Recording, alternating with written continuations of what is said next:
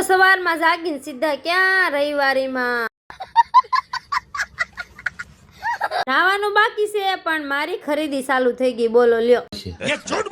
Sir વહેલા 4 વાગ્યાની શરૂ થઈ જાય એટલા માટે અહીંયા વહેલા જવું પડે. આમ જો અહીંયા ઘર વપરાશની તમામ વસ્તુ મળી રહેશે. Dining table, furniture, sofa, settee અને ઇલેક્ટ્રોનિકનો વાત કરીએ તો બધી વસ્તુ મળી રહેશે. જો કોમ્પ્યુટર અહીંયા મળે હો. અહીંયા લેપટોપ છે, કોમ્પ્યુટર છે, આઈફોન છે, પણ મારા હાથમાં આવી ગયું સ્ટેટ મશીન. આપ એક નંબર કમીને હો.